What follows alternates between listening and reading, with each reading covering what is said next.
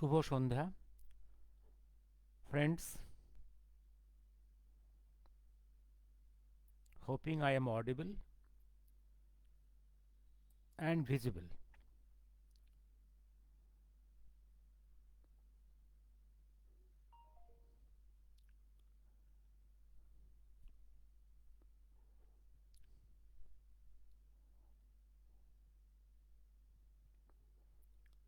Hoping I am audible.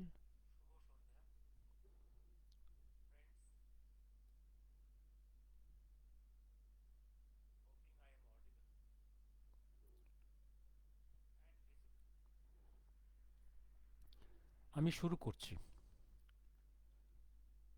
আজকে কথার মূল কেন্দ্রে সায়গন শহরের কেন্দ্রে অবস্থিত দ্বিতীয় বিশ্বযুদ্ধ সময়কালীন একটা বাড়ি, এটা লিওন প্রচণ্ডের। এর গুরুত্বটা কতখানি এবং এটা কিভাবে আমরা খুঁজে পেলাম, এই কাহিনী বলতে যাওয়ার আগে আপনাদের চারজনের পাঁচটা চরিত্র একটু মেনশন করে দিই। 5 হিস্টোরিক ক্যারেক্টার্স। নেতাজি নিজে, আর সেই সঙ্গে লিওন প্রচণ্ডী, ডক্টর রামচন্দ্র রাও, এবং আর যে চরিত্রগুলো সেটা হচ্ছে একজন ইন্ডিয়ান পুলিশ সার্ভিসের ব্রিটিশ যুগের গোরাচাঁদ সান্যাল, আর একজন air air chief, air marshal Subrata Mukherjee. এই চরিত্রগুলো আমি সুভাষচন্দ্রের নিয়ে আমাদের আগ্রহ স্বভাবতই আছে অনেকের, নেতাজি সম্বন্ধে শেষ কি এ নিয়ে আমাদের আগ্রহ আছে, কি রহস্য। কিন্তু অন্যদের সম্বন্ধে আমি বলে রাখি, সুব্রত মুখার্জির এয়ার চিফ, এয়ার মার্শাল, তার জন্ম 5/3/1911, 8/11/1960। তার রহস্যজনক মৃত্যু টোকিওর একটা হোটেলে। তার লিঙ্ক আপটা কোথায় মিস্ট্রির সঙ্গে? ইনি ইন্ডিয়ান পুলিশ সার্ভিসের ব্রিটিশ যুগের গোরাচাঁদ সান্যালের সঙ্গে নেতাজির ব্যবহৃত তরবারিটা ভারতবর্ষে নিয়ে এসেছিলেন।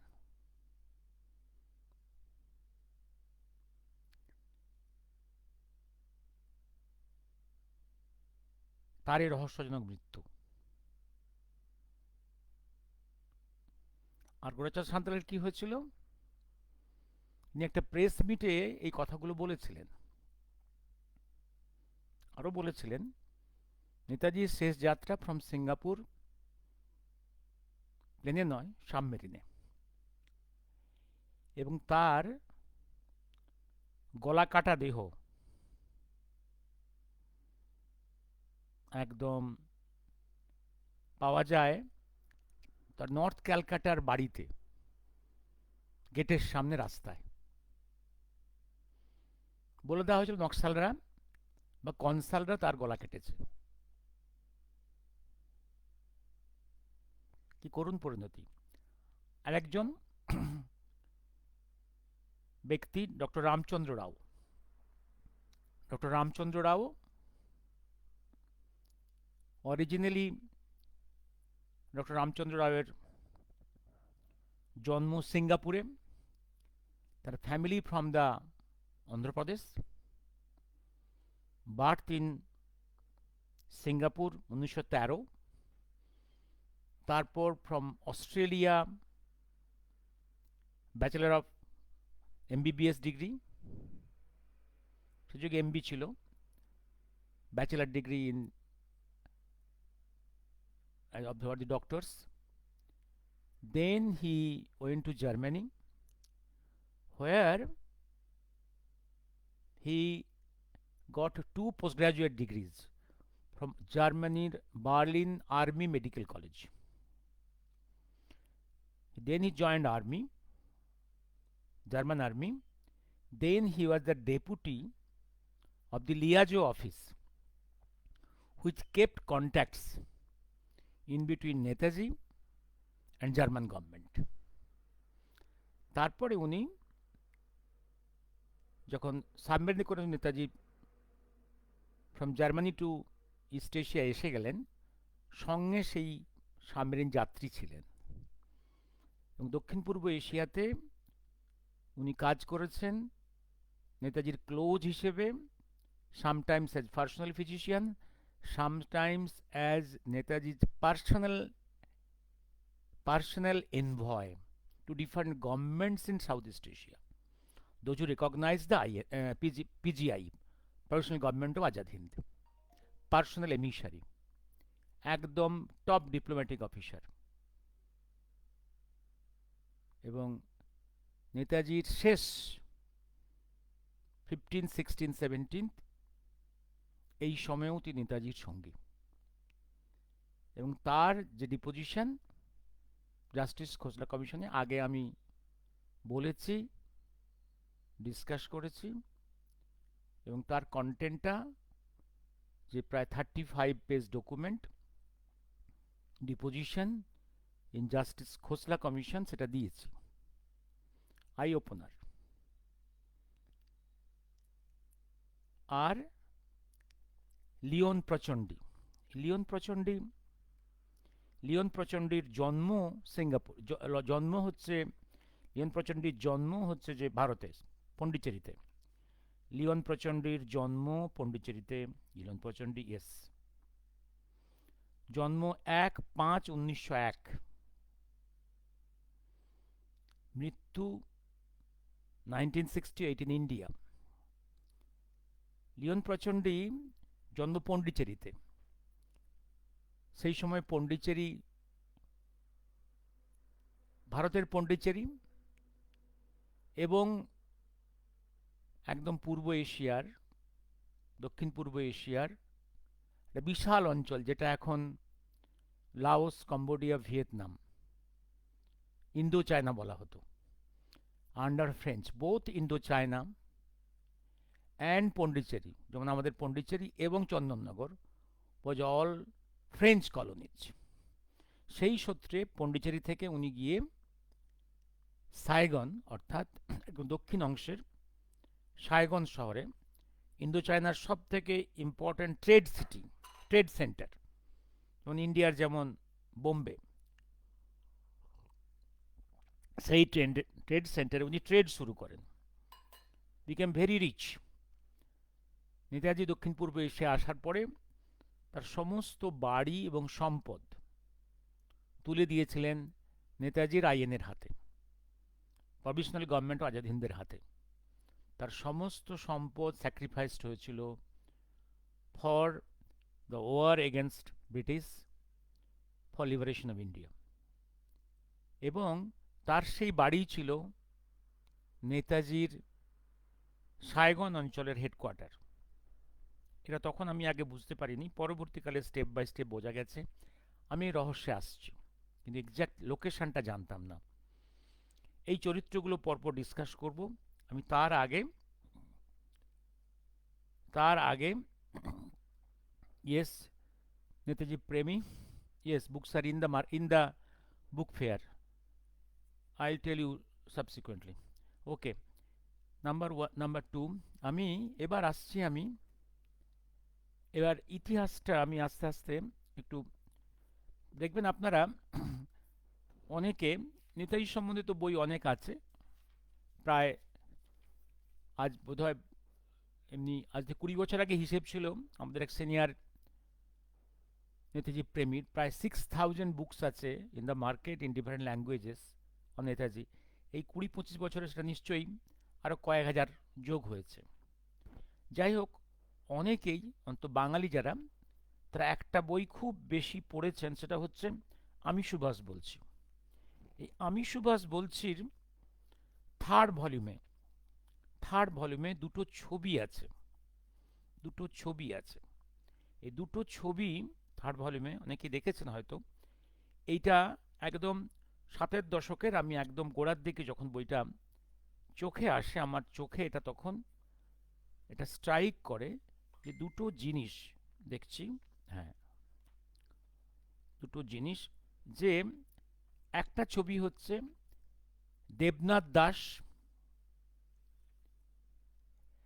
হ্যান্ডওভার নিচ্ছেন from the Ho Chi Minh's team a national flag, যেটা সাইগনে ছিল। সাইগনে থাকা নেতাজির হেডকোয়ার্টারের যে পতাকা উড়ত, ভারতের ন্যাশনাল ফ্ল্যাগ, সেই পতাকাটা 1958-এ যখন হোচিমিন ভারতবর্ষে এসেছিলেন, এটা সঙ্গে নিয়ে এসেছিলেন। সেটা হ্যান্ডওভার করেছিলেন টু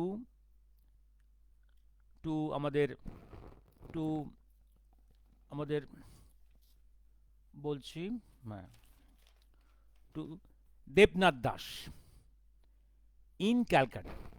অথচ হোচিমিন ছিলেন প্রধানত দিল্লির কেন্দ্রীয় সরকারের ইনভাইটেড গেস্ট ইন 1958।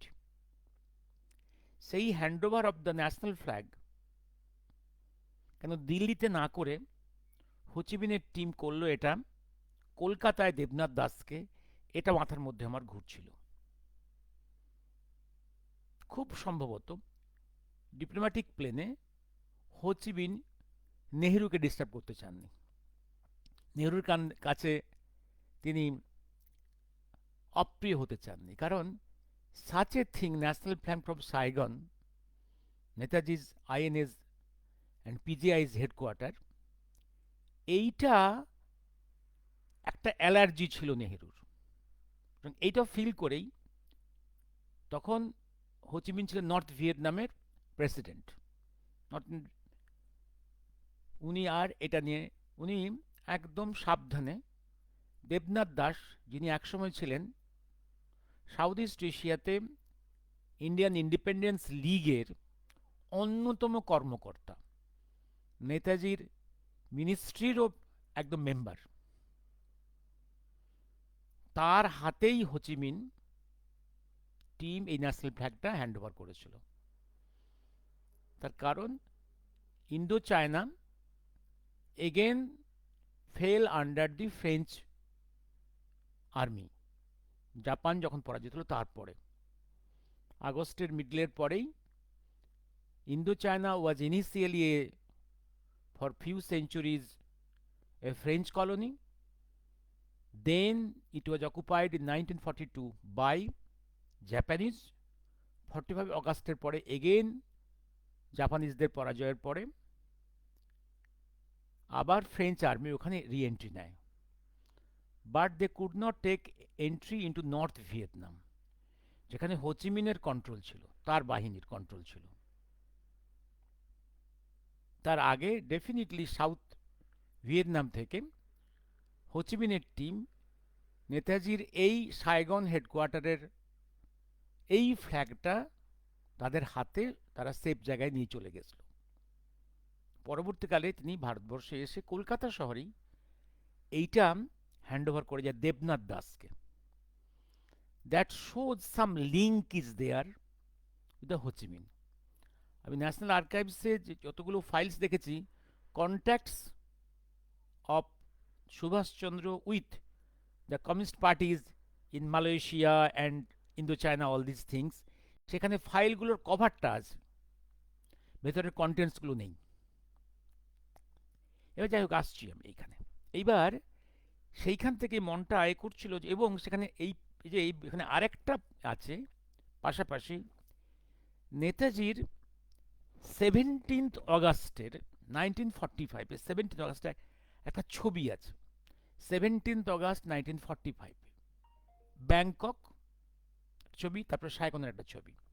ব্যাংককের ছবিটা হচ্ছে, একদম ন্যারেট করে দিচ্ছি, ব্যাংককের ছবিটা হচ্ছে, ব্যাংককের ছবিটা এটা একটা অসাধারণ, আপনাদের আপনাদের সংগ্রহে যারা সংগ্রহ করেছেন অনেকের কাছেই কয়েকশো কি কয়েক হাজার নেতাজির ছবি আছে। বিশেষ করে 2000 জাস্টিস খোসলা কমিশন মুখার্জি কমিশন হওয়ার পরে পৃথিবীর বিভিন্ন প্রান্ত থেকে বিভিন্ন লোকের হাতে থাকা নেতাজির বিভিন্ন ছবি কিন্তু সোশ্যাল মিডিয়াতে এসে গেছে। যদি কেউ সংগ্রহ করে থাকেন সেটাও কয়েকশো হয়ে যাবে আবার, তার আগে তো হাজারের বেশি ছবি ছিলই। এইবার দেখবেন আপনারা দুটো ছবির দিকে, দুটো ছবি হচ্ছে সাইগনের। ইয়েস, দুটো ছবি হচ্ছে, একটা হচ্ছে ব্যাংককের লাস্ট অ্যাভেলেবেল ছবি, অটোগ্রাফড, ব্যাংকক 17 আগস্ট 1945। ব্যাংককে একদম আর্মির ড্রেসে, মাথায় আয়রন ক্যাপ এবং একটা গাছের পাশে একটা জঙ্গলের ধারে ছবিটা তোলা হয়েছে, নিয়ে উনি অটোগ্রাফ দিয়েছেন। এটা one of the rare photographs of Netaji, যেখানে নেতাজি অটোগ্রাফ দিয়েছেন। সুভাষচন্দ্র বোস, 17/8/45 হলো। তারই পরে একটা ছবি আছে সাইগন এয়ারপোর্টে, উনি প্লেন থেকে বেরিয়ে নামছেন। সে যুগে প্লেনগুলোর মডেল জানেন আপনারা, এবং প্লেনটা তখনকার সে ছোট ছোট সিঁড়ি, সেটি নামছেন, স্যালুট করছেন।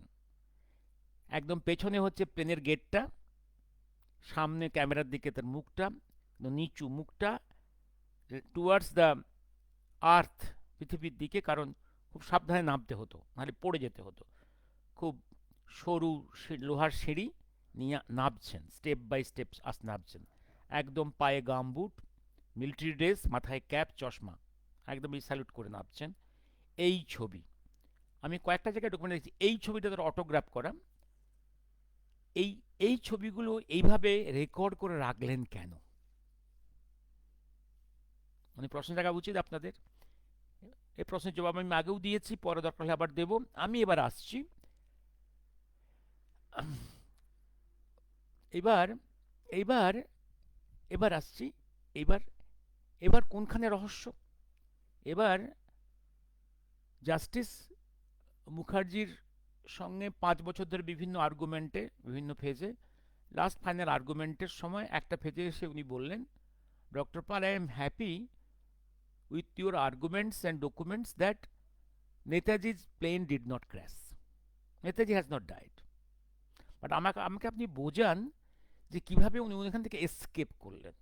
কারণ স্টোরিতে ভ্যাকুয়াম থাকার কথা নয়, ভ্যাকুয়াম থাকলে আমাদের লিগেল সিস্টেমে ভ্যাকুয়াম থাকবে না। আমি বললাম আমার পক্ষে এটা বলা সম্ভব নয় কীভাবে উনি বেরিয়েছিলেন, কিন্তু আমি, না, আপনি একটা পসিবল অ্যান্ড প্লসিবল একটা স্টোরি আপনাকে মেক করতেই হবে, কারণ না মেক করলে গ্যাপ রয়ে যাবে।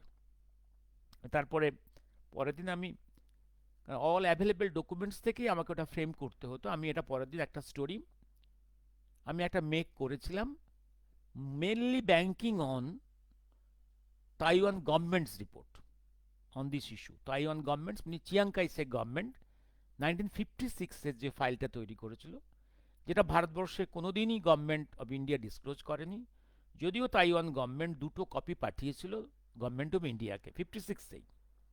সেটা জাস্টিস মুখার্জি কমিশন 2002-এ যখন ওখানে গেল লন্ডনে, লন্ডন আর্কাইভস থেকে দুটো এই ফাইলটা নিয়ে এসেছিল। এই ফাইলটা অ্যাপারেন্টলি জাস্টিস মুখার্জি কমিশনের স্কলাররা, অফিসিয়াল স্কলাররা ইনিশিয়ালি পড়ে মনে করেছিল যে এটা কিছু নেই, কিছু ইম্পর্টেন্ট কিছু নেই। আমি একটু রাগারাগি করেই ফাইলটা সার্টিফাইড কপি তুলে নিয়ে এসে কয়েকটা জায়গায় লাইন বাই লাইন আমি দাগ দিয়ে পরের দিন জাস্টিস মুখার্জিকে এবং ফার্স্ট সেক্রেটারি মিস্টার সেনগুপ্তকে দেখালাম, দেখে এইগুলো দেখুন, এগুলো একদম স্কলার, ইউজুয়াল স্কলারদের দিয়ে দেখালে হবে না, এগুলো যারা ফরেন্সিক সাবজেক্ট পড়াশুনো করেছে তারা এটার মানে বুঝতে পারবে। সেটা দেখাতে তখন তারা অবাক হয়ে গেল। যে পরবর্তী জাস্টিস মুখার্জি বলছেন, দেখবেন কয়েকবার তার প্রেস বাইট দেওয়া আছে, this is one of the most vital documents two reveal the Netaji mystery. আমি এই ডকুমেন্টটা বেশ করে তখন, এবং আরও কিছু ডকুমেন্ট বেশ করে আমি তার নেতাজির এসকেপটা দেখাচ্ছিলাম, যে কীভাবে এসকেপ করেছেন with sufficient materials from available documents, classified নয়, একদম ডিক্লাসিফাইড অ্যাভেলেবেল ডকুমেন্টস থেকেই। তখন তো বলেছিলাম তবুও স্যার আমার মনের মধ্যে খটকা আছে, খটকাটা হচ্ছে এই এই 6th volume of the transfer of power, volume 6 এর মিডিল একটা জায়গায় একটা স্টেটমেন্ট আছে, transfer transfer power itself is a very censor documents. অনেক স্ক্রিন করে এটা ওরা ছেড়েছে, এটা রিলেটিভলি বিনাইন, এটা ব্রিটিশের কোনো ক্ষতি হবে না। তা সত্ত্বেও সেখানে একটা স্টেটমেন্ট আছে, Bose has been seen in Saigon after the plane crash at Taiwan. বুঝুন, তাইওয়ানে প্লেন ক্র্যাশ করেছে, তারও পরে বোসকে দেখা গেছে সাইগনে।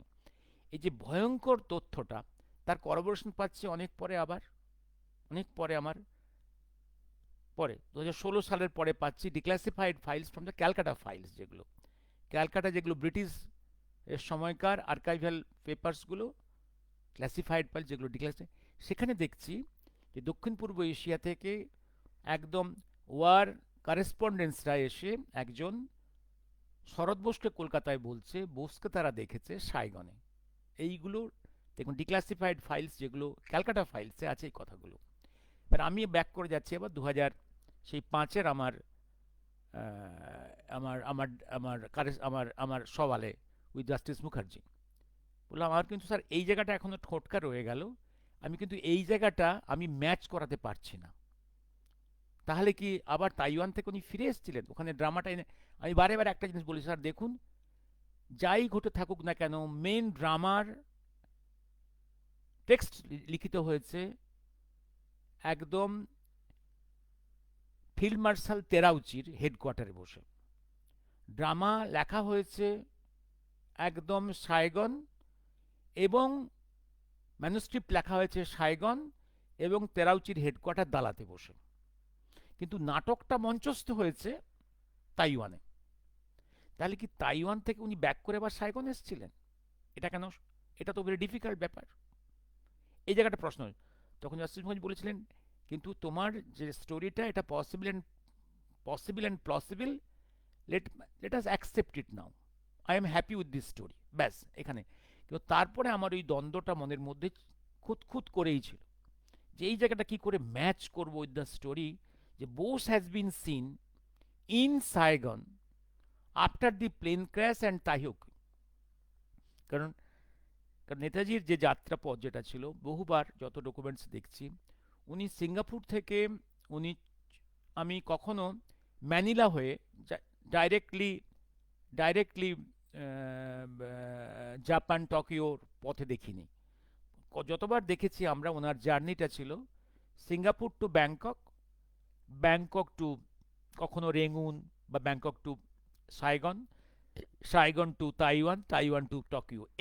এই হচ্ছে ওনার রুট ছিল ইউজুয়াল। তার কারণ এই রুটগুলোতেই ওনার area of interest, area of activities, সুতরাং যাওয়ার পথে সবগুলো জায়গা টাচ করে করে যাওয়া, কি হচ্ছে না হচ্ছে এগুলো দেখে দেখে যাওয়া বা ফেরা। জার্নিগুলো অলওয়েজ মিস্টেরিয়াস, অলওয়েজ। এগুলো রাগঢাক করে তো কখনো করা হতো না, সমস্ত একদম গরিলার মতো, অ্যাজ এ গরিলা লিডার এগুলো তিনি মুভ করতেন খুব মিস্টেরিয়াসলি। তো এই জায়গাটা, এই যে সাইগন হয়ে যাওয়াটা, এই এবার এইখানটা আসছে, এই সাইগনটা। এবার নেক্সট স্টেপে আসছি আমি আরেকটা জায়গাতে। এবার এবার কিন্তু সাইগনে তার যে হেডকোয়ার্টার, সেটা কোথায় ছিল, এটা 2005-এ আমি যখন ফাইনাল আর্গুমেন্ট, তখন জানা ছিল না। লিওন প্রচণ্ডীর নামও তখন জানতাম না। কিন্তু জাস্টিস মুখার্জির এই যে 1999 থেকে 2005 পর্যন্ত জাস্টিস মুখার্জি দেশ বিদেশে যখন গিয়েছেন, এটা খবরের কাছে হেডলাইন হয়েছে, এবং তারপর থেকেই গোটা পৃথিবীতে বিভিন্ন ভারতীয়রা যারা ইন্ডিয়ান অরিজিন, তারা এটা নিয়ে খুব জেগে উঠেছে। তারা অনেকে, মানে একটা জিনিস দেখলাম পরবর্তীকালে, লিওন প্রচণ্ডীর এক গ্র্যান্ডসন প্রফেসর মুরে বলে একজন, উনি এই মুহূর্তে, উনি ফরাসি নাগরিক, উনি এক্সপ্লোর করছেন লিওন প্রচণ্ডীর তার ইতিহাসটা। সব তো বারেড হয়ে আছে, গভর্নমেন্ট অফ ইন্ডিয়াও কখনো ইন্টারেস্ট নেয়নি বারেড। উনি এক্সপোর্ট করতে গিয়ে তার কিছু কিছু, তিনি কয়েকবার ভারতবর্ষে এসছেন ইন এ গ্যাপ পিরিয়ড, তার কিছু কিছু প্রেস মিটগুলো আমার চোখে এসেছে, আর তার সঙ্গে ডিরেক্ট যোগাযোগ করার সুযোগ হয়নি। সেইখান থেকে আমি লিওন প্রচণ্ডীর সম্বন্ধে কিছু জানতে পারি। লিওন প্রচণ্ডীর সম্বন্ধে জানতে পারি সেটা হচ্ছে, এবার আসছি আমি যেটা কি জানতে পেরেছি সেইটা একটু একটু বলে শুনিয়ে দিই। সেটা আমি আমার ওই ফোর্থ ভলিউম, যেটা নেতাজি সুভাষচন্দ্র কিছু বিতর্ক কিছু তথ্য, চতুর্থ পর্বে আমি এই পোর্শন ক্লিয়ার করার চেষ্টা করেছি। একজন বন্ধু প্রশ্ন করেছেন যে এই আমার বইগুলো আছে তোমার দেব সাহিত্য পরিষদের বুক স্টলে আছে, দেব সাহিত্য, হ্যাঁ, পরিষদ, আর এতে আছে চক্রবর্তী চ্যাটার্জিতেও আছে, তারপরে আমাদের আরও কয়েকটা আছে, হিন্দু সংগতি একটা জায়গায় রেখেছে ওরা, এই জায়গাগুলোতে আছে। আর আরও কয়েকটা জায়গাতে আছে, সব নামগুলো আমার, হ্যাঁ। আবার শঙ্কর, তুমি জেগেছো? ঠিক আছে। এবার আমি কিছু কিছু লিখে রেখেছি এইগুলোতে। হ্যাঁ, হ্যাঁ, লিওন প্রচণ্ডী বলেছি আমি, তার জন্ম ১/৫/১৯০১ থেকে ১৯৬৬, এবং নেতাজি এবং আজাদ হিন্দ ফৌজের সম্পদের রক্ষক আমি লিখেছি, কারণ আমি পরে ব্যাখ্যাগুলো করবো। একটু পড়ে দিই কি লিখে রেখেছি আমি। নেতাজি আজাদ হিন্দ ফৌজের সম্পদের রক্ষক, নেতাজিকে শত্রুর হাত থেকে রক্ষার সাহায্যকারী সন্দেহ করে প্রথমে ফরাসি পুলিশ লিওন প্রচণ্ডকে গ্রেপ্তার করে, প্রভূত শারীরিক ও মানসিক অত্যাচার চালায়। তারপর ব্রিটিশ পুলিশ আরও বেশি অত্যাচার করে, ফলে তিনি বিকলাঙ্গ হয়ে যান। শারীরিক এবং স্নায়বিক বিকলাঙ্গ লিওন প্রচণ্ডকে ব্রিটিশ পুলিশ জেল থেকে মুক্তি দেয়। প্রচণ্ড অসুস্থ অবস্থায় তার শেষ জীবন কাটান পন্ডিচেরিতে, সেখানে তার মৃত্যু হয় 1968-এ। এই তথ্যগুলো পেয়েছি। আর ডক্টর রামচন্দ্র রাওয়ের কোথায় লিঙ্ক আপ সেটা পরে আসছি আমি। এবার এবার কথাকথি, হ্যাঁ, আমি শঙ্কর, কিছু পয়েন্টস আমার মিস করে গেলে তুমি একটু পয়েন্টটা বলে দিও, আমি I will try to light up on those areas. এবার আসছি আমি, এবার আসছি আমার একদম মিস্ট্রি পোর্শনটা আমি, আচ্ছা, একটু বলে রাখি, আমাদের নর্দার্ন পার্ট ভিয়েতনামের হ্যানয়, হ্যানয়েও কিন্তু নিচে মিস্ট্রির একটা একটা লিঙ্ক আপ আছে। ওনার যেমন একটা অ্যাক্টিভিটি সেন্টার ছিল, ওনার একটা মিস্ট্রির একটা পার্ট আছে, পরে এটা নিয়ে একদিন ডিসকাস করব। আচ্ছা, আর সাইগন একদম সাউদার্ন পার্টে, সেটা এখন ডিসকাস করছি আমরা, এটা ডিসকাস করছি। অ্যাড্রেসটা আমি লিখে দিয়েছি, 76 হাই বা ট্রুং সাইগন। এটা এটা এটা পরে আসছি, এটা ডিসকাস করে আসছি। এবার এই জায়গাটা, এটা আমাদের আমাদের হ্যাঁ, ও তার আগে বলে দিই, প্লেসটাতে পরে আসছি কারণ ক্রোনোলজিক্যালি। এবার এই যে নেতাজির সায়গনে রহস্যটা, সায়গনের লাস্ট, সায়গন তাহলে ওনার অ্যাক্টিভিটির একটা সেন্টার, ওনার একটা হেডকোয়ার্টার ছিল সায়গন সেন্টার করে, কারণ খুব খুব স্ট্র্যাটেজিক জায়গায় সায়গনটা। এবার এবার এইখানের বক্তব্যটাকে আমাকে কোট করতে হচ্ছে ডক্টর রামচন্দ্র রায়ের কাছ থেকে। ডক্টর রামচন্দ্র রায় সম্বন্ধে একটু বলেছি আমি অলরেডি। ডক্টর রামচন্দ্র রাও এইখানে আপ টু, আমরা দেখতে পাচ্ছি 17তে সায়গনে একদম একদম ছবিগুলো পাচ্ছি আমরা, এইখানে রহস্যের শুরু। আমি একদম, এবার ওনার যে এভিডেন্সটা আছে 35 পেজ, জাস্টিস খোসলা কমিশন, এটার আমি ইংরেজি অরিজিনালটা, ডকুমেন্টটা, এবং বাংলা করে দিয়ে দিয়েছি আমার ফোর্থ ভলিউমে। এইবার এইখানে এইখানে যেটা আছে যে সায়গন থেকে সুভাষচন্দ্র যখন দেখলেন, সন্দেহ করছেন যে তার চারধারে যে আইএনএ এবং আইআইএল এর যে লোকগুলো, তারা অনেকেই এখন ব্রিটিশের হয়ে কাজ করছে, তার মুভমেন্টসগুলো ব্রিটিশের কাছে জানিয়ে দিচ্ছে। আপনারা যদি ডিক্লাসিফাইড ব্রিটিশ ফাইলসগুলো দেখেন, আপনারা কিছু কিছু জায়গায় দেখবেন আপনি, সেখানে ব্রিটিশ কিন্তু রেকর্ড করে রেখেছে অরিজিনালি নেতাজির সুভাষ, তখন তো ওরা তো নেতাজি বলে না, ওরা বোস বলে। বোসের প্ল্যান ছিল যে উনি সাইগন থেকে ডিসঅ্যাপিয়ার করে যাবেন, আর আর জাপান বলবে যে এইখান পর্যন্ত আমরা জানি, এবার উনি কোথায় গেলেন জানি না। কিন্তু এইখানে উনি দেখলেন যে অনেক নিজের লোকেরাই অনেক ব্রিটিশের চর হয়ে গেছে, আমেরিকার চর হয়ে গেছে, ব্রিটিশ আমেরিকার চর হয়ে গেছে। এইখানেই ডিজাইনটা চেঞ্জ হয় একদম 11th আওয়ারে। এই ডিজাইনটাই এখানে চেঞ্জ হলো। চেঞ্জ হয়ে কি হলো, এইখানে as per deposition of doctor Ramachandra Rao বলছেন, এই সময় নেতাজির সঙ্গে একদম নেতাজি এবং ইন্টেলিজেন্স কারা কারা আছে, ইটালিয়ান ইন্টেলিজেন্স, যদিও মে মাসে 45-এ ইটালি জার্মানি সারেন্ডার করে দিয়েছে, কিন্তু তবুও তখনও পর্যন্ত নেতাজির সঙ্গে সাইগনে Italian intelligence officers, German intelligence officer, সঙ্গে তো জাপানিজ ইন্টেলিজেন্স আছেই, সবার সঙ্গে ডিসকাস, মূলত রোলটা প্লে করেছে জার্মান ইন্টেলিজেন্স অফিসার্সরা টু এক্সিকিউট হিজ প্ল্যান। এবং এই প্ল্যানটা এক্সিকিউট করতে এক নেতাজিকে প্লেনে করে একবার যেতে হয়েছে হেডকোয়ার্টার অফ ফিল্ড মার্শাল তেরাউচি, কারণ এই প্ল্যানে এখানে যা সাবমেরিন বা প্লেন লাগবে সব কিছুই তো প্রোভাইড করবে হেডকোয়ার্টার অফ ফিল্ড মার্শাল তেরাউচি। আর তেরাউচি বয়সে সিনিয়র, নেতাজিকে একদম নিজের ছেলের মতো মনে করতেন, অত্যন্ত সিম্প্যাথেটিক এবং রেসপেক্টফুল। রেসপেক্টফুল সব, যদিও জাপান গভর্নমেন্ট সারেন্ডার করেছে 15 আগস্টে, এরপরে তেরাউচির এইগুলো করার কথা নয়, কিন্তু taking all responsibility and risks, তিনি field marshal, autonomous, he need not obey the government of Japan or Japan anything, তিনি নিজের দায়িত্বে সমস্ত কিছু প্রোভাইড করেছেন।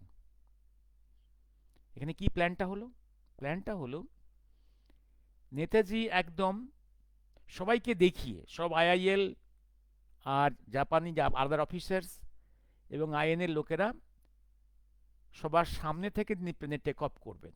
সেখানে তিনি হাবিবুর রহমানকে সঙ্গে নিয়ে 17 আগস্ট সাইগন এয়ারপোর্ট থেকে, 18 আগস্ট এয়ারপোর্ট থেকে উনি টেক অফ করলেন। সবাই দেখলো উনি টেক অফ করে বেরিয়ে গেলেন। তার আগে বলে দেওয়া হয়েছে he is going towards Tokyo via Taiwan to surrender there, এই তো ছড়িয়ে দেওয়া হয়েছে খবরটা। উনি চলে গেলেন। আধ ঘন্টা পরে উনি ওই প্লেনটা ব্যাক করে আসে আবার সাইগন এয়ারপোর্টে। সাইগন এয়ারপোর্টে তখন কি কি দেখার কথা ছিল, যে সমস্ত লোক চলে গেছে, ডিসপার্স করে গেছে, কিন্তু নেতাজি দেখলেন একজন আইআইএল এর লোক দাঁড়িয়ে আছে। না, সন্দেহ আরও ঘনীভূত হয়, উনি কিছুটা ভয়ও পেলেন। সঙ্গে সঙ্গে এবার চিন্তা করলেন যে এবার আমাকে সবার কাছ থেকে নিজেকে সরিয়ে নিতে হবে। এবার তিনি হাবিবুর রহমানকে তারপরে প্ল্যান করলেন, উনি এবার ওখান থেকে ডিসঅ্যাপিয়ার করলেন। কোথায় করলেন এটা আমি 2000 আগে জানতাম না, তার আগে জানতাম না, এবার পরবর্তীকালে জানছি কোথায় ডিসঅ্যাপিয়ার করলেন। কারণ প্রচণ্ডীর নামটা পরবর্তীকালে সারফেসে আসছে, আমার কাছে অন্তত, অনেক হয়তো জানে। এবার উনি আর একটা প্ল্যান করলেন, এবার একটা প্লেন টেক অফ করবে ফ্রম সাইগন, চলে যাবে তাইওয়ান। সঙ্গে কি কি যাবে, সঙ্গে যাবে জাপানি অফিসার্স, হিকারি কেকান থেকে আসা একজন পাইলট, যে জীবনের রিস্ক নেবে, জীবনের রিস্ক নিয়ে এবং প্লেনটা টেক অফ করে যাবে। এবং সঙ্গে থাকবে নেতাজির ব্যবহৃত কিছু জামা কাপড়, তার যাতে দেখানো যায় যে নেতাজি ওখানে গিয়েছেন। আর সঙ্গে কিছু সোনা, কারণ এটা সবাই জেনে গেছে নেতাজি সাইগন থেকে ফ্রম সিঙ্গাপুর 140 পাউন্ড সোনা নিয়ে বেরিয়ে এসছেন ইন দ্য প্লেন। এটা তো ব্রিটিশ ইন্ডিয়া জানতেই পারবে, কারণ কারো না কারো মুখ থেকে বেরোবে, এটা গ্রিল করে বের করে নেবে। এবার দেখবেন আপনারা, ব্রিটিশ এই জায়গাটা সন্দেহ করছে যে যে ক্র্যাশ প্লেনটা দেখছে ওরা ইন দ্য তাইওয়ান এয়ারফিল্ড, সেইখানে 140 কেজি 140 পাউন্ড সোনার হিসেব মিলছে না। দেখবেন ডিক্লাসিফাইড ব্রিটিশ ফাইলসে এই জায়গাটা ওরা, যারা ইন্টেলিজেন্স অফিসাররা, তারা ডাউট করছে এত সোনা কোথায় গেল, কোথায় গেল, ম্যাচ করতে পারছে না। এবার এয়ারফিল্ডে তো হাবিবুর রহমান চলে গেছে তাইওয়ান। এবার তাইওয়ানের এয়ারফিল্ডে কি করা হলো, একটা খেলা, সেখানে লোককে দেখানোর জন্যে প্লেনটাকে ক্র্যাশ করানো হলো, একদম টেক অফ করার পরেই ইন দ্য বাউন্ডারি ওয়ালে ক্র্যাশ করানো হলো, ভেঙে ফেলা হলো সেখানে প্লেনটা। সেখানে তার প্লেনের মধ্যে জামা কাপড় তার পরে থাকলো, কিছু না পরে থাকলো, সেগুলোকেই কুড়িয়ে সরিয়ে বান্ডেল করে রাখা হলো টু দ্য ব্রিটিশ আমেরিকানসদের দেখানোর জন্য। আর আহত হয়ে সেখানে হাবিবুর রহমান পড়ে থাকলেন। দেখিয়েছে সেখানে, সেখানে আরও মজা হয়েছে কিভাবে নেতাজির সাজে কে অভিনয় করেছেন, কীভাবে নেতাজি, সে সমস্ত জিনিস সবইগুলো পরে দেখিয়েছে। আর সেখানে হসপিটালে 17তে ভর্তি হওয়া ইচিরো ওকুরার ডেড বডিটা ঢুকানো হয়েছিল। সেখানে আমি দেখিয়েছি স্যারকে, মুখার্জিকে বলেছিলাম দেখুন এখানে কিরকম খেলা হয়েছে। এখানে খেলা হয়েছে একদম তাইওয়ান ফাইলসেই আছে, along with Subhas Chandra there was two other Indians. আমি একদম নাটক করে করে স্যারকে বুঝিয়েছিলাম দেখুন এ হাবিবুর রহমান উন্ডেড, তার হাতে এরকম অ্যাসিড ঢেলে ইঞ্জুরি করিয়ে তাকে ভর্তি করানো হয়েছে, সে তার নিজের রোলটা প্লে করে গেছে হসপিটালে। আর একজনকে একদম একদম একদম গোটা বডিতে, দুজন Indian along with with Subhas Chandra there are two other Indians, one is Habibur Rahman, তার রোল প্লে করে গেছে, আর ইন্ডিয়ান নেতাজির প্লেটা করে গেছে। কি করে গেছে সেখানে, সেখানে একদম একজনকে পুরো বডিতে কালো পেট্রোলিয়াম জেলি মাখানো হয়েছে, গোটা গায়ে ব্যান্ডেজ করা হয়েছে। ব্যান্ডেজ করা হচ্ছে শুধু নাকটা একটু, চোখ দুটো আর কান দুটো একটু খোলা রেখেছে, গোটা body head to foot, head to toes সব ব্যান্ডেজ করা হয়েছে। সেই বডিটাকে রাখা হয়েছে একটা বেডে, সে নেতাজির রোল প্লে করেছে। এবং ঠিক সন্ধ্যের সময় সে ব্যক্তি সরে গেছে, সরে গিয়ে 17 আগের দিন হসপিটালে যে ডেথ হয়েছে এক জাপানিজ সৈনিক ইচিরো ওকুরো, তার ডাউটব্রেকে এন্ট্রি করা হয়েছে। দেখুন অন রেকর্ডস কিন্তু যে লোকটাকে দাহ করা হয়েছে সে কিন্তু ইচিরো ওকুরার দেহ, এবং তাদের ক্রিমেশন ঘাটের যে আর্কাইভসে আছে সেখানে ইচিরো ওকুরাকে পড়ানো হয়েছে, সেই রেকর্ডসই আছে। এবং সেখানে যে ছবিটা আছে, ছবি নেতাজির নয়, ইচিরো ওকুরা একদম। অর্থাৎ ইন পেপারস জার্মান মিলিটারি অফিসার্সরা বা সিভিলিয়ানসরা কোনো মিথ্যে কথা লেখেনি, সব যা কিছু সত্যি। বরং নোংরামিটা করেছে সেখানে 17 অগাস্টে যে ইচিরো ওকুরা ভর্তি হয়ে মারা গেছিল সেটাও কিন্তু রেকর্ডসে আছে, তারা কিন্তু হিস্ট্রি ডিস্টর্ট করেনি। যত বাদরামি নোংরামিগুলো করেছে ভারতবর্ষের কিছু লোক, জাপানিজ আর্মি অফিসার্সরা সিভিলিয়ানসরা কোনো কোনো কোনো হিস্ট্রি ডিস্টর্ট করেনি, তারা সেখানে ঠিক রেখেছে। এইভাবে এইবার এই তো ওখানের খেলা দেখানো হলো, এটা করা হয়েছিল নেতাজি জানতেন কিছুদিনের জন্য অন্তত ব্রিটিশ আমেরিকানদের কনফিউজ করে রাখা যাবে, কিন্তু সত্যটা একদম ধরতে পারবেই ওরা। এইবার কি হয়েছে এখানে, এ তো গেল ওইখানে সবাইকে দেখানো হলো। এবার এখানে সবার অন্তরালে সাইগন এয়ারপোর্ট থেকে কোথায় গেছিলেন সুভাষচন্দ্র, হ্যাঁ এই রহস্য, এইখানটা আমার বুঝতে অনেক সময় লেগেছে। এটা আমি 2005-এ ফাইনাল আর্গুমেন্টের সময় জানতাম না, এটা পরবর্তীকালে লিওন প্রচন্ডির নামটা প্রফেসর মুরের কাছ থেকে, তার প্রেস মিটসগুলো থেকে বুঝতে পারি। লিওন প্রচন্ডির বাড়িটাই ছিল নেতাজির আইএনএর এবং পিজিআইয়ের হেডকোয়ার্টার, এবং এখানেই শেল্টার নিয়েছিলেন, যে বাকি সোনাগুলোর একটা অংশ এখানেই রক্ষিত হয়েছিল, এবং এখান থেকেই এখানে ছিলেন এবং কাছের। এবং আমি এবারে বলি, এবার রহস্যতে আসছি আমি। এইখানেই হচ্ছে আজকে আমরা এইখানেই প্রচণ্ডিকে ওরা সে খবরটা পায়, এবং এই ঘটনার এবার বলি, এবার এইখানে একটু বলে রাখি, বলে আমি প্লেসটাকে আইডেন্টিফাই করছি, এটা পরে আসছি আমি। এইখানে যেটা রামচন্দ্র রাওয়ের সাক্ষ্য থেকে এইটা আমরা দেখতে পাচ্ছি, কারণ রামচন্দ্র রাও সত্যি কথাটা বলেছেন এবং তিনি খুব কাছের লোক ছিলেন বলেই রামচন্দ্র রায়ের উপরে এত অত্যাচার হয়েছে, আর প্রচণ্ডের উপর এত অত্যাচার হয়েছে। আর এই ঘটনাটা জেনে গেছিলেন বলেই পরবর্তীকালে গোরাচাঁদ সান্যাল খুন হয়ে গেলেন, ডিসক্লোজ করেছিলেন। আর তার সঙ্গী ছিলেন এয়ার মার্শাল সুব্রত মুখার্জি, তাকেও শেষ করে দেওয়া হলো। আর এখানে দুজন ব্যক্তি একদম পঙ্গু হয়ে গেল সারা জীবন, ডক্টর রামচন্দ্র রাও, এখানে লিওন প্রচন্ডী হলো। লিওন প্রচন্ডীর কি বলে গেছেন ডক্টর প্রচন্ডী, এইখানে ডক্টর রামচন্দ্র রায়ের সাক্ষ্যে কিন্তু লিওন প্রচন্ডীর নাম নেই, বা তার শেল্টারে ছিলেন এটাও কিন্তু লেখা নেই। এটা তিনি হয় বয়সের ভারে বা তিনি ক্রিপিল্ড হয়ে গেছে নিউরোলজিক্যালি, সব কথা মনে করে বলতে পারেননি, হতে পারে, বা ইচ্ছাকৃতভাবে তিনি এটা বলেননি, জানি না কি হয়েছে। কিন্তু তার সাক্ষ্যে লিম্ফোচিটির নাম বা তার রেসিডেন্সের কথা উল্লেখ নেই, শুধু বলেছেন he went in to hideouts, এবং সেখানে আমি সঙ্গী ছিলাম। এবং তখন নেতাজির যে যে সাবমেরিনে যাওয়ার কথা, সেই জার্মান সাবমেরিনটার সঙ্গে জাপানিজ ট্রান্সমিটারগুলো, যেটা নেতাজির সঙ্গে ছিল, আমাদের সঙ্গে ছিল, we could not contact with the German submarine pilot. কয়েকদিন পরে আমাদের আমাদের রেডিও অপারেটর ট্রান্সমিটারটা কারেক্ট করে, তখন আমরা we could contact the pilot of the German submarine.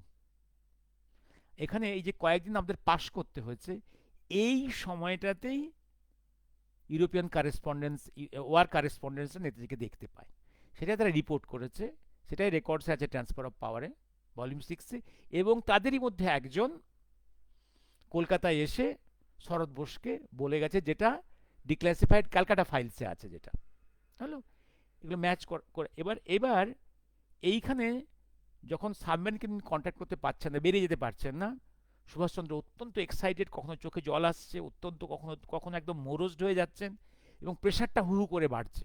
বলছে আমাকে ওই সময় ওষুধ দিতে হয়েছে প্রচুর, তাকে কুল করার জন্যে, প্রেশার কমানোর জন্যে। আলটিমেটলি যখন কয়েকদিন পরে, এবং কয়েকদিন পরে জার্মান সাবমেরিনকে পাইলটকে কন্ট্যাক্ট করা গেল, then he enter into German submarine, এবং সাবমেরিনটার দেওয়ালে যে স্বস্তিকা চিহ্ন ছিল ওটা ইরেজ করা হলো, এবং ফ্ল্যাগটা তোলা হলো ইউএসএসআর এর ফ্ল্যাগ। ওইখান থেকে তার সামনেই কথা হলো, ডক্টর রামচন্দ্র বলছেন আমার সামনেই নেতাজি কথা বলেছেন with the pilots of the submarine, যে আপনারা কতদূর নিয়ে যেতে পারবেন, যে টুয়ার্ডস মাদাগাস্কার, যতটা সম্ভব deep into the coast of the USSR, যতটা সম্ভব। এই আমার শেষ দেখা। এবার উনি বেরিয়ে গেলেন। তারপর আমি অ্যারেস্ট হয়ে যাই by the French police, then by the British police, তারপরে আমার ওয়েস্ট পাঞ্জাবে আমার ইমপ্রিজনমেন্ট, এই সমস্ত কাহিনী, সেখানে অত্যাচার, তারপরে মুক্তি 1949-এ, 2 বছর যে ব্রিটিশ চলে গেছে, ট্রান্সফার অফ পাওয়ার পার্টিশন হয়ে গেছে, এটা আমি জানতামই না। এক আফগান অফিসার আমাকে একদিন এসে বললেন, তখন আমার মুক্তি হয়। ভারতবর্ষের আমাকে ওরা ঢুকিয়ে দেয়, কিন্তু ভারতবর্ষে এসেও আমি আবার জেল খাটলাম। এই যে ইতিহাসগুলো, এগুলো করুণ কাহিনী। যখন ডিপোজিশন দিচ্ছেন ডক্টর রামচন্দ্র রাও ভুবনেশ্বরে টু জাস্টিস খোসলা, তখন তাকে ভুবনেশ্বর জেল থেকে তাকে হাতে চেন বাঁধা অবস্থায় আনা হয়েছিল। এই নিয়ে বহুবার সুনীল গুপ্ত আমাদের কাছে দুঃখ করেছেন, যে এটা এই দেশে একটা মানুষ এভাবে এভাবে কষ্ট পেল, এবং তাকে কে না জানতো। তাকে নিজলিঙ্গাপ্পা থেকে আরম্ভ করে বিজু পট্টনায়ক, নেহরু, সবাই বাই নেম চিনত। এবং এবং আরও উল্লেখ আছে, এই ডক্টর রামচন্দ্র রাওয়ের ডেথ সেন্টেন্স হয়েছিল, এটা ডিরেক্টলি ইন্টারভেন করেছিল ম্যাকআর্থার ইন্টারভেন্ড, অ্যান্ড ডেথ সেন্টেন্সটা থেমে যায়, থেমে দণ্ড হয় জেলের। So important person, MacArthur himself intervened, কারণ doctor Ramachandra wrote a letter directly which went to the hands of the MacArthur. এখানে যেমন আপনারা জানেন ডক্টর পবিত্র মোহন রায়ের জীবন, তার ডেথ সেন্টেন্স হয়েছিল, ডাইরেক্টলি গভর্নর জেনারেল তখন আমাদের ওয়াভেল তার ডেথ সেন্টেন্স রদ করেছিল। এরা কি পবিত্র মোহন রায়, ডক্টর পবিত্র মোহন রায়, ডক্টর এরা অনেক টপ লেভেলের মানুষ, এইখানে এইগুলো হয়েছে শঙ্কর। এবার আসছি আমি, অর্থাৎ এইখানটা আছে রিভিলেশনস। এবার আমরা কিভাবে জায়গাটা পেলাম, আমাদের যে দক্ষিণ ভিয়েতনাম আমাদের ছিল লাস্ট জার্নির last day, on the 8th day, আমরা 8th ডেতে আমরা হোচিমিন সিটি, যেটা এখন সাইগনের নাম, হোচিমিন সিটিতে আমরা প্রবেশ করি 8th ডে 29 জানুয়ারি। জানুয়ারিতে আমরা আমরা প্রবেশ করলাম খুব সকালে। সকালে আমাদের জার্নি ছিল টুয়ার্ডস দ্য মেকং মেকং বে ভিলেজ। মেকং রিভার দিয়ে আমরা বোটে করে যাব, নিয়ে আমরা কয়েকটা ভিলেজ দেখতে দেখতে এক জায়গায় লাঞ্চ করব। আমরা কয়েক জায়গায় টিফিন করব, কয়েক জায়গায় লাঞ্চ করব, এরকম সব অ্যারেঞ্জ করা ছিল। মেকং রিভারের আমরা যাব। এই যাওয়ার সময় ওয়েট করছি স্ট্যান্ডে বাসে, আমাদের বাসের জন্য, বাস আসবে আমাদের। আমরা দেখলাম আমি আর প্রফেসর সঞ্জয় দুজন দাঁড়িয়ে আছি। দেখলাম একটা গাড়ি দাঁড়িয়ে আছে, তাতে ন্যাশনাল ফ্ল্যাগ অফ ইন্ডিয়া। সন্দেহ হতে উৎসাহে আমরা কাছে গিয়ে ছবিটা তুললাম, যে ইন্ডিয়ান এম্বাসির একটা একটা একটা একটা একটা ছবি, ইন্ডিয়ান ন্যাশনাল ফ্ল্যাগের ছবিওয়ালা একটা গাড়ি। এবং তাকিয়ে দেখি সন্দেহ হলো যে আমাদের কোনো অ্যাম্বাসেডার আছে কিনা। এবার যেহেতু Saigon is not the capital of Vietnam, তাহলে অ্যাম্বাসেডার থাকবে হ্যানয়ে, থাকবে হ্যানয় ক্যাপিটাল, এখানে নিশ্চয়ই কনসুলেটের। তারপরে আমরা ভেতরে ঢুকে মেরে দেখলাম যে একজন ড্রাইভার, সে হচ্ছে ভিয়েতনামিজ। ও বলল যে এটা কনসুলেটের। আমাদের আর সময় ছিল না, হয়তো কনসুলেট এসে গেলে কিছু কথা বলতাম। আমরা জানতে চাইতাম যে তারা জানে কিনা, যে লিওন প্রচণ্ডীর বাড়ি তারা জানে কিনা তখনও পর্যন্ত। আর তার আগে আরেকটা জিনিস ঘটে গেছে, কারণ আমার হেসিটেশন ছিল, সবাইকে বলিনি আমি। প্রফেসর সঞ্জয় টিমকে একটা জিনিস বললো যে আমরা এই জায়গাটা, লিওন প্রচণ্ডীর জায়গাটা দেখতে চাই। এইবার সেটা নেটে সবার খোলার চেষ্টা, আমরা খুঁজে খুঁজে পেলাম না। আমাদের দেবাশিস দা বলে একজন ছিল ইঞ্জিনিয়ার, যিনি দীর্ঘকাল আফ্রিকাতে কাটিয়েছেন, 40 ইয়ার্স কাটিয়েছেন, যে কনস্ট্রাকশন ইঞ্জিনিয়ার। তিনি প্রথমে ছিলেন একটা কোম্পানি চাকরি করতেন, পরে নিজের কোম্পানি করে দীর্ঘদিন ওখানে কনস্ট্রাকশনের কাজ করেছেন। উনি পৃথিবী ঘুরে বেড়ান। উনি ওনার নেটে উনি লিওন প্রচণ্ডীর অ্যাড্রেসটা খুঁজে পান। এটা সম্ভবত এটা প্রোভাইডেড বাই প্রফেসর মুরে, কারণ উনি দীর্ঘদিন বিভিন্ন নেটে, সোশ্যাল মিডিয়াতে এইগুলো কাজ করছেন, কাজগুলো তার হয়তো পাবলিশড হচ্ছে। ওই অ্যাড্রেসটা ছিল 76 হাই বা ট্রুং, সাইগন। এবার আমরা খুঁজে খুঁজে আরেকটা সুবিধে হলো, আমাদের সঙ্গে একজন, হ্যাঁ, আমাদের সঙ্গে একজন, হ্যাঁ,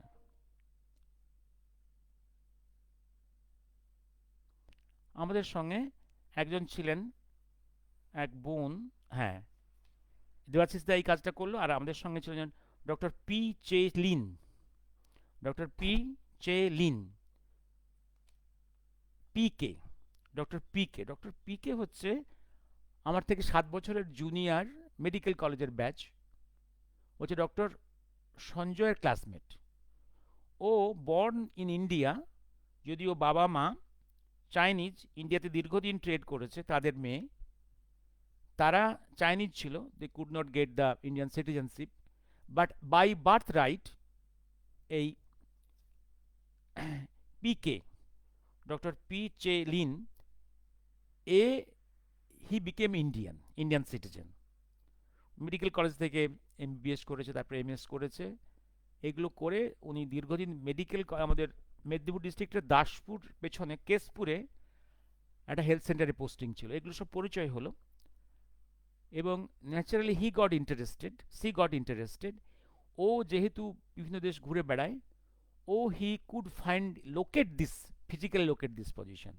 আমরা পরের দিন একদম, আমরা আমরা তারপর 30 তারিখেই আমরা সকাল 7টার সময়,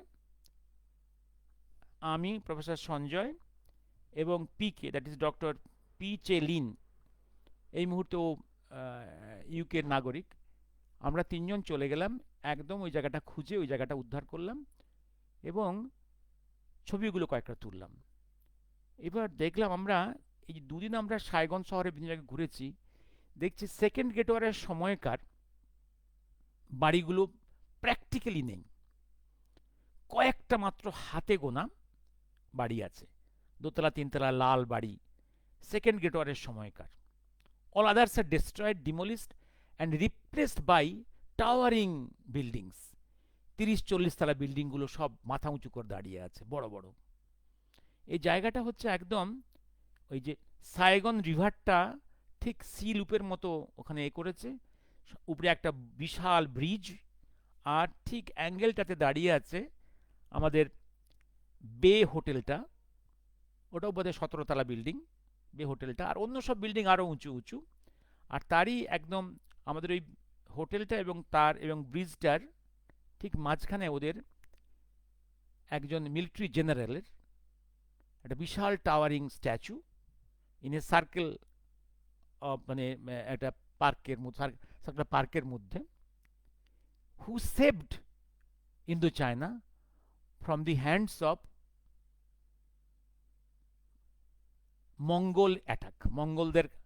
মঙ্গলদের অ্যাটাক থেকে হোল ইন্দো চায়নাকে সেভ করেছিল। তার পরবর্তীকালে ফ্রেঞ্চরা by sea route occupied this land, এবং এই জেনারেলের by guerrilla warfare they defeated the Mongolian invasion. তার এই জায়গাতে কয়েকশো তেঁতুল গাছ আছে। খুঁজে খুঁজে দেখলাম সমস্ত লাল বাড়িগুলো এখনো পর্যন্ত ভালো কন্ডিশনে আছে। সেগুলোর কয়েকটাই হচ্ছে ইন্ডিয়ান রেস্তোরাঁ। আর সমস্ত বিল্ডিংগুলো বললাম 30-40 তলা, 50 তলা। এবং এইগুলোর মধ্যে একমাত্র একটা বিল্ডিংই ভাঙা, ভেঙে পড়ে আছে, কেউ অকুপাই করেনি। হয়তো পেরিফেরাল কোনো কোনো এরিয়া, হয়তো লিওন প্রচন্ডির হয়তো অকুপাইড হয়ে গেছে, কিন্তু একটা পোর্শন এখনো পর্যন্ত ভাঙাচোরা হয়ে পড়ে আছে, কেউ ইউজ করছে না। আমি গোটা সাইগন যতগুলো জায়গা দেখলাম আমরা, একটি মাত্র জায়গা ভেঙে চড়ে পড়ে আছে, আনইউজড, ভুতুড়ে ঘরের মতো। এই মুহূর্তে সেখানে দেখলাম আমরা 76 বলে গিয়েছিলাম, দেখলাম এ অ্যান্ড বি দুটো অ্যাড্রেস আছে। তাও অ্যাড্রেসটা লেখা আছে একটা একটা ছোট লেনের মধ্যে, ইনসাইডে, ভেতরে গেলেই দেখা যায় ভেঙে পড়ে আছে। ছবিগুলো দিয়েছি। আরও পরবর্তীকালে আমাদের ফিরে আসার পরে উৎসাহিত আরও কিছু লোক গিয়ে আরও ছবি তুলেছে, সেগুলো পরে আপলোড করা যাবে, দেখবেন। This is the area. কিন্তু কি দুর্ভাগ্য, আজকে ট্রান্সফার অফ পাওয়ার, পার্টিশনে ট্রান্সফার অফ পাওয়ার হয়ে গেল এত বছর, 7 দশক, ঐতিহাসিক স্থানটা আমরা উদ্ধার করিনি, প্রিজার্ভ করার চেষ্টা করিনি, অনারও করিনি। লিওন প্রচন্ড স্টিল টুডে যে unsung hero in Indian history, unsung hero. Both all these persons, Leon Prochandi, Dr. Ramchandra Rao, all unsung heroes, all neglected. R doctor Ramachandra রাওয়ের, আমি তো 72 যখন ওনার এভিডেন্স, তারপরে পরবর্তীকালে আমি এবং ডক্টর প্রফেসর কুমার দিল্লি থেকে বহুবার চেষ্টা করেছেন। আমরা আর ডক্টর রামচন্দ্র রাওয়ের কোনো সন্ধান পাইনি। তার কি পরিণতি হলো এখানে, আমি এটা এবার কতক্ষণ হলো এটা, হ্যাঁ, এইবার আমাদের উচিত, শঙ্কর, আমাদের উচিত গভর্নমেন্ট অফ ইন্ডিয়াকে এই প্লেস সম্বন্ধে জানানো। We should inform them. এটা তো আর কেন্দ্রের ক্যাবিনেট মিনিস্টাররা জানার কথা নয়, তাদের অনেক অন্য কাজ আছে। We should not expect that Modi will do it, Modi will do everything for us. এটা সম্ভব নয়। This things should be conveyed to them, the importance of this area. এই জায়গাটা এখনো পড়ে আছে ভাঙা ভাঙা। তো পেরিফেরাল এরিয়া হয়তো এনক্রোচড হয়ে গেছে, কিন্তু জায়গাটা ভেঙা পড়ে আছে, কেউ ইউজ করছে না। এরকম একটা left unused in a very destroyed condition. আমি সাইগন শহরে কোথাও, Saigon is a very vital place for the trade importance. সমস্ত জায়গা সেকেন্ড গেটের সময়কার সমস্ত repaired tall buildings, very very costly area, very costly area. এই জায়গা পড়ে আছে, মানে একটা সিগনিফিকেন্ট আছে। এটা কোনো কারণে এটা কেউ অকুপাই, জবরদখল করছে না, বা কেউ করতে দিচ্ছে না। একটা ঘটনা আছে। কারণ একটা আবার বলে রাখি, পরে যখন 75-এ সাউথ ভিয়েনা নর্থ ভিয়েনা একীভূত হয়ে গেল, সবটাই তো এসে গেল কমিউনিস্ট সরকারের অধীনে, এবং তার আগে 58-এ যখন হোচিমিন এই হেডকোয়ার্টার ন্যাশনাল ফ্ল্যাগটা কলকাতার এসে দেবেন্দ্র দাস হাতে তুলে দিয়ে গেছে, that shows some historic importance, very inner, যেটা হোচিমিন নিজেও মুখ খুলে বলেননি। তিনি জানতেন যে Nehru government is allergic to the name of Netaji, এবং এই যে এরিয়াটা, যেটা 76 Hai Ba Trung Saigon, the place of Leon Prouchandy, very sensitive. এটা ডিসক্লোজ হওয়া মানেই নেতাজির প্লেন ক্র্যাশের স্টোরি ধ্বংস করার আর একটা বড় অস্ত্র। তার সাবমেরিন যাত্রা এখান থেকে হয়েছিল, এটা যখন চোখের কাছে এসে যাবে তো কংগ্রেস এবং নেহরুদের চক্রান্তটাকে ধ্বংস হয়ে যাবে। সুতরাং এই জায়গাগুলো ওরা এক্সপ্লোর করতে চাইবে না, এবং মেজরিটি সকল হিস্টোরিয়ানস একদম সিকুমাকু কঙ্গু অল দিস থিংস, তারা সবসময় চাইবে যে প্লেন ক্র্যাশ স্টোরিকে বা অন্য কোথাও মৃত্যুকে একদম সাজিয়ে গল্প করার, তারা ট্রুথের দিকে যাবেই না। যেমন রিসেন্টলি শঙ্কর, তুমি লক্ষ্য করেছো, একটা গ্রুপ বলার চেষ্টা করছে যে হোচিমিন নেতাজিকে ফ্রেঞ্চদের হাতে ধরিয়ে দেওয়ার চক্রান্ত করেছিল। ফ্রেঞ্চদের সঙ্গে তার নেগোসিয়েশন করার স্বার্থে তারা সুভাষচন্দ্রকে ধরিয়ে দেওয়ার চেষ্টা করেছিল, এই গল্পও তারা রটিয়েছে। কেন ইমাজিন, মানে নোংরামির কোন স্তরে পৌঁছেছে। ভাই, তুমি যে কথাটা বলছো কোনো ডকুমেন্টস আছে? তুমি সেই এত বছর আগে কি ঘটনা ঘটেছিল তুমি এখন কথা বলছো, স্টোরি মেক করছো, না কোনো ডকুমেন্টস বেস করে কথা বলছো? A human being talks on reasoning,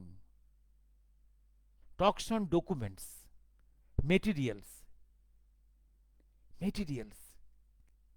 এই human being, intellectual being, human being এর যার হিউম্যান সেন্স আছে,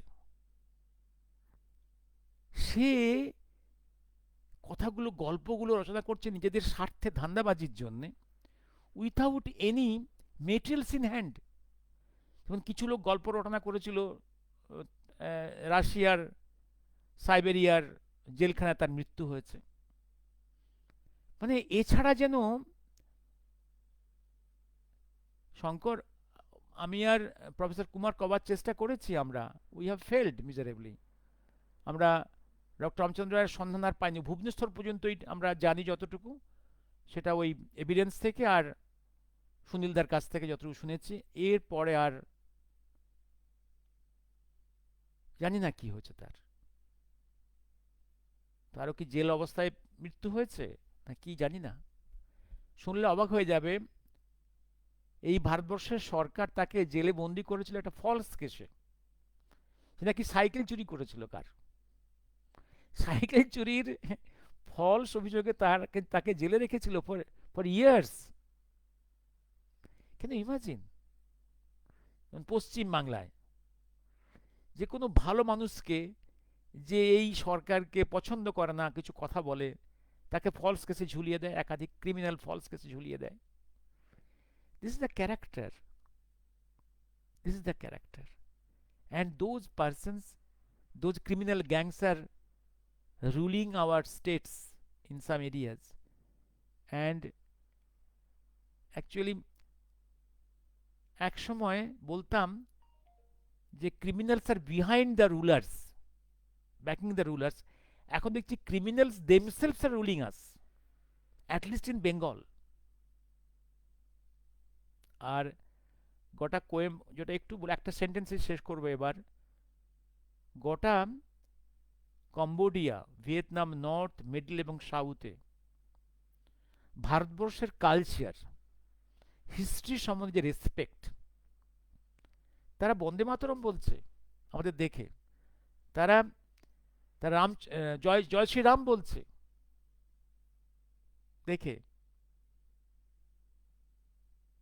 আমাদের মনে হয় আমাদের নিজস্ব হিস্টোরিয়ানসদের ইনসাইড ইন্ডিয়ার হিস্ট্রি হেরিটেজ সম্বন্ধে সেই রেসপেক্টটুকু নেই, যে হিস্ট্রির যে রেসপেক্টটা আছে ওই কম্বোডিয়াতে, ভিয়েতনামের সর্বত্র ভারতবর্ষের হেরিটেজ, হিস্ট্রি সম্বন্ধে deep respect, deep respect. They are preserving our Hindu structures, Hindu temples. এবং অনেকগুলো জায়গাতে, যেমন দেখলাম কম্বোডিয়াতে খুব ধ্বংসপ্রাপ্ত কিছু Hindu Buddhist temple government of India repair করছে নিজেদের টাকায়, through ASI, archaeology survey of India. Good step. আমি আজকের কথা বললাম, পরে একদিন অন্য স্টেপস, অন্য এ কথা বলবো। ডক্টর সুশান্ত মিত্রের বুক থেকে জানতে পারি 1975-এ নেতাজির, কন্যাকুমারীতে দিলীপ রায়ের। আমি আমি আমি ভাই আমি ভাই আমি ভাই গল্প, আমি আমি একটা জিনিস বলি, বহুবার বলেছি, এ narrative will remain as a story, it is history only when it is corroborated by some other findings.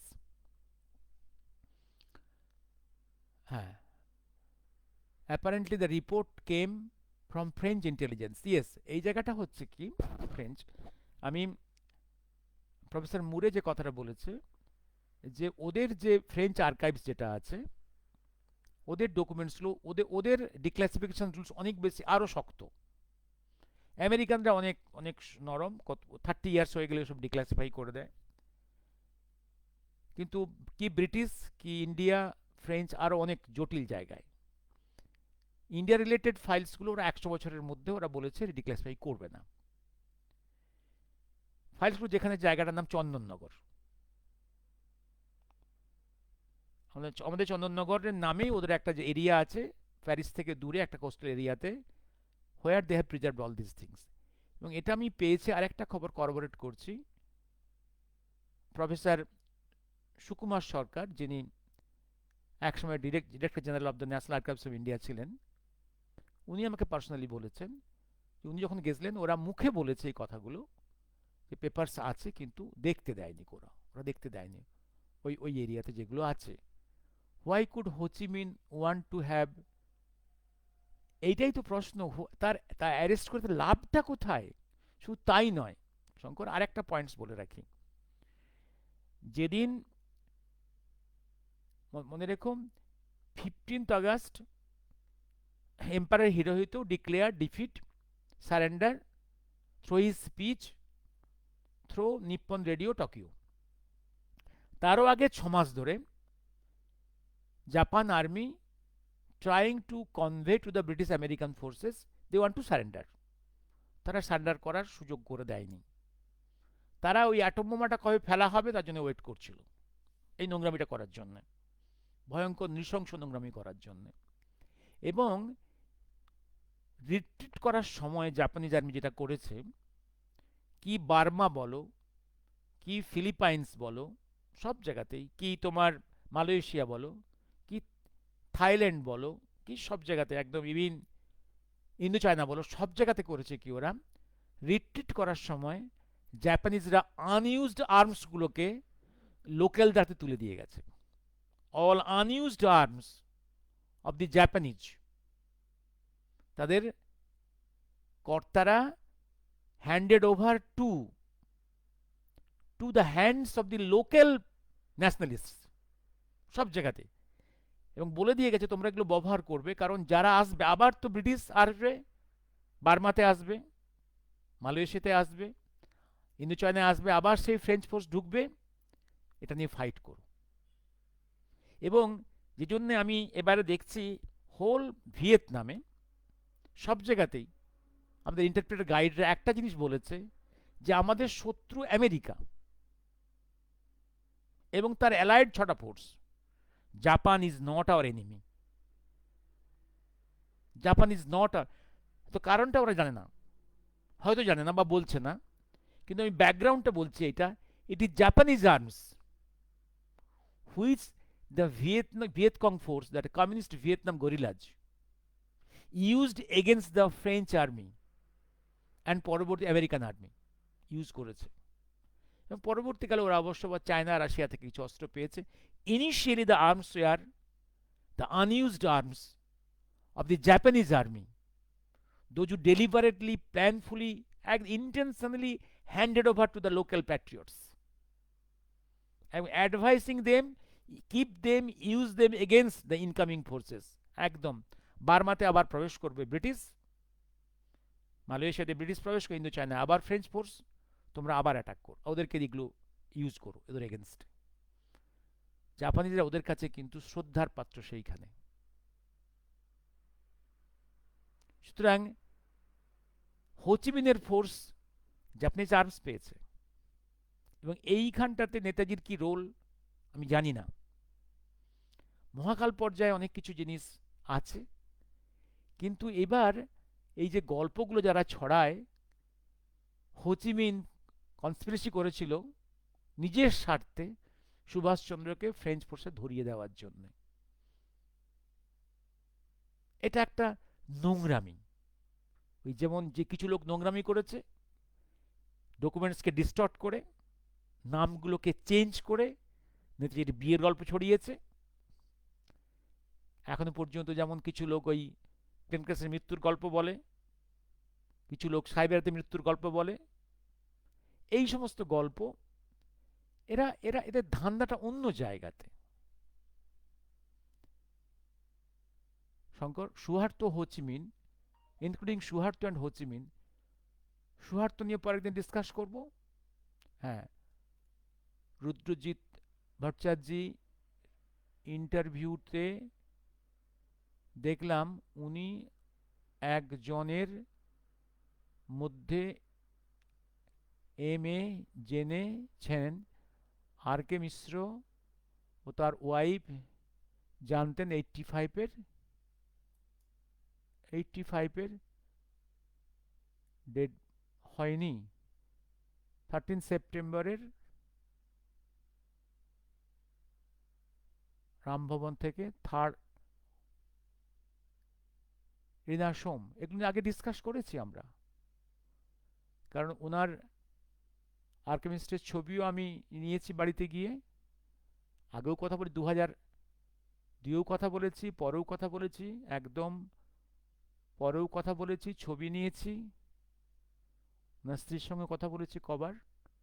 এগুলো আমাদের নিজেদের কথা, এগুলো বাইরে ওনারা বলেননি, অবভিয়াস, বিশেষ কারণে। সব কথা সবসময় সবাইকে বলার নয়।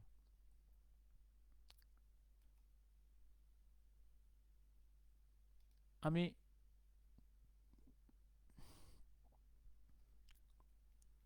আবার একটা জিনিস বলে রাখি, এ ন্যারেটিভ আমি জাস্ট শুনে রেখে দিই, it is just a narrative I keep in mind, until and unless that part of the narrative is not corroborated by other evidences, আমি এটা কখনোই হিস্ট্রির পার্ট হিসেবে গ্রহণ করতে রাজি নই। Corroboration must be there. An object or an incidence, multiple angles আছে, it need to be corroborated from different angles.